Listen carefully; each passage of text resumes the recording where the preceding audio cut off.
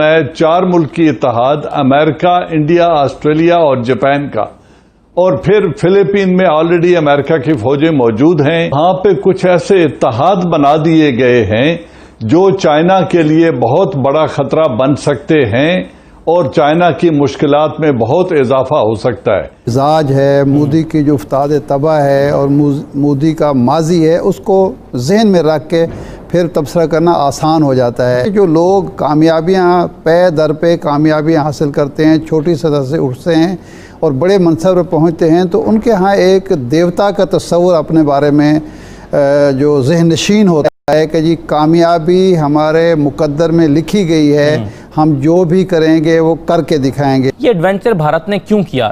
کیا اس کی کوشش لائن آف ایکچوئل کنٹرول کو بدلنے کی تھی؟ بھارت کیا اس علاقے پر بھی قبضہ کرنا چاہتا ہے جہاں پر چائنا کا اس وقت قبضہ ہے؟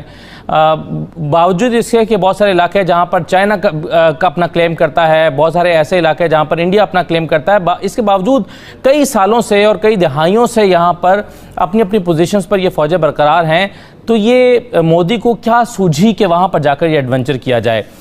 ایسی صورتحال میں بھارت کو کیا حاصل ہوا؟ اور پھر یہ کہ بھارت اور چائنا کے درمیان جو کشیدگی ہے اس سے پاکستان کی اسٹریٹجک پوزیشن کیا ہے؟ پاکستان اس سارے معاملے کو کس طرح سے اپنے لیے کیسے دیکھتا ہے، اور پاکستان کی حکمت عملی کیا ہونی چاہیے اور کیا ہے؟ ان تمام چیزوں پر آج ہم گفتگو کریں گے۔ اور سب سے پہلے اوریہ صاحب، میں آپ ہی سے شروع کرتا ہوں۔ یہ کیا آپ دیکھ رہے ہیں بھارت کی نیت کیا تھی؟ بنیادی طور پر بھارت کیا لائن آف ایکچوئل کنٹرول کو بدلنا چاہتا تھا؟ نہیں، بہت ساری جنگیں اس لیے کی جاتی ہیں کہ اس میں کوئی حاصل حصول نہیں ہوتا، بلکہ اس ایریا کو ایک مستقل ڈسٹربنس کا شکار رکھنا ہوتا ہے تاکہ وہ پوری دنیا کے سامنے ایریا آف ڈسپیوٹ بن جائے۔ آپ اندازہ کریں کہ یہ بہت خاموش اور بہت ہی جیسے کہتے ہیں سرد اور بے آباد علاقہ ہے کہ جہاں 1842 میں رنجیت سنگھ کی فوجیں جب گئی تھیں، کیونکہ وہ سمجھتی تھیں کہ لداخ جو ہے یہ بھی کشمیر کا حصہ ہے اور گلاب سنگھ ڈوگرا کی حکومت جو ہے وہ اس کے ساتھ موجود ہے۔ اس کے بعد سے خاموشی ہو گئی تھی، کوئی وہاں نہ آیا نہ گیا، لیکن جس وقت انگریزوں نے سکھوں کو ہرایا تو ہرانے کے بعد انہوں نے سمجھا ہم اس کے وارث ہیں، تو وہ چلے گئے۔ وہ جب مشہور جو ڈاکٹر جانسن کی لائن ہے وہ بنا دی۔ لیکن چین میں اس وقت اس علاقے کے اندر ایک بغاوت چلی ہوئی تھی، وہ جو مسلمانوں کے نام پہ چلی ہوئی تھی، تو وہ چین سے علیحدہ تھا، تو چین خاموش رہا۔ تو پھر نہرو کی اس کی لڑائی شروع ہوئی، 62 میں دوبارہ لڑائی ہوئی۔ اصل مسئلہ یہ ہے کہ اس کا کوئی اہمیت نہیں کسی کے لیے، لیکن اب اہمیت اس لیے ہے کہ اس کے 8 سے 9 کلومیٹر کے فاصلے کے اوپر شاہراہ قراقرم گزرنی ہے اور گزرے گی، اور اس کے ساتھ چین کا 1 بیلٹ 1 روڈ والا منصوبہ ہے۔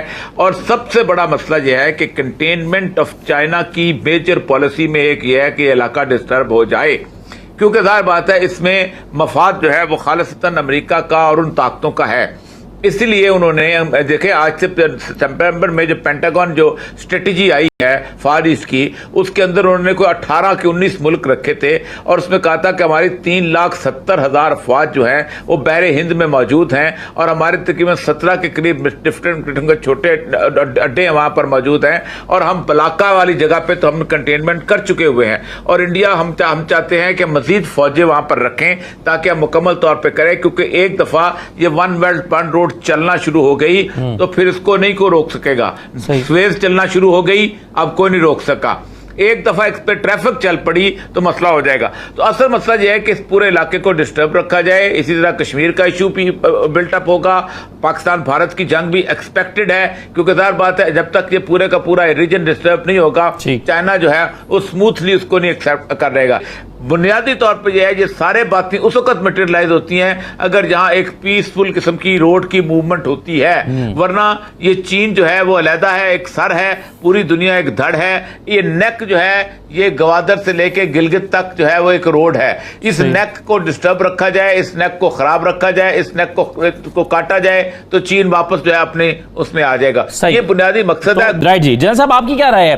بھارت یہ محض ایسا نہیں لگتا کہ یہ صرف لائن آف ایکچوئل کنٹرول کو یا اس بے آباد سے علاقے کو اس میں اپنی سرحد کو تبدیل کر کے کوئی تھوڑا سا علاقہ اور مزید اس پر قابض ہو جانا اس کا مقصد نہیں ہو سکتا، بلکہ یہ اس کے لارجر اس کے جو مقاصد ہیں وہ یہ ہیں کہ اس ایریا کو ڈسٹرب کر کے یہاں پر پیسفل موومنٹ کو روکا جائے تاکہ 1 بیلٹ 1 روڈ والا جو منصوبہ ہے چائنا کا اس کو پایہ تکمیل تک نہ پہنچنے دیا جائے اور ظاہر سی پیک کو بھی ڈسٹرب کیا جائے۔ جی میرے خیال میں اوریہ مقبول جان صاحب بالکل درست کہہ رہے ہیں. میں اس کو مختصر دوسرے الفاظ میں آسان الفاظ میں بیان کر دوں کہ یہ امریکہ انڈیا گٹھ جوڑ کی پریکٹیکل مینیفیسٹیشن ہے جو کچھ اس وقت کشمیر میں ہو رہا ہے اور جو کچھ کشمیر کی وجہ سے لداخ میں ہو رہا ہے. اوور آل اس کا مقصد ہے ایک جو اسٹریٹجک ٹرم یوز ہوتی ہے کنٹینمنٹ آف چائنا، یہ ہے انسرکلمنٹ آف چائنا، کیونکہ ساؤتھ چائنا سی جہاں سے چائنا کا $5 ٹریلین کا ٹریڈ ہوتا ہے، وہاں پہ کچھ ایسے اتحاد بنا دیے گئے ہیں جو چائنا کے لیے بہت بڑا خطرہ بن سکتے ہیں اور چائنا کی مشکلات میں بہت اضافہ ہو سکتا ہے. وہ اتحاد ایک تو ہے امریکہ انڈیا کا، جسے انہوں نے ابھی ساؤتھ چائنا میں جو ان کی اسٹریٹجی ہے اس کو انڈو پیسفک اسٹریٹجی یا انڈو پیسفک کمانڈ کا نام دے کر ہندوستان کو آن بورڈ کیا ہے وہاں پہ فزیکل پارٹنرشپ کے لیے، ملٹری پارٹنرشپ کے لیے. دوسرا وہاں پہ اتحاد بنا ہے 4 ملکی اتحاد، امریکہ انڈیا آسٹریلیا اور جاپان کا، اور پھر فلپین میں آلریڈی امریکہ کی فوجیں موجود ہیں، ویتنام کے ساتھ، فلپین کے ساتھ، ملیشیا اور انڈونیشیا کے ساتھ جو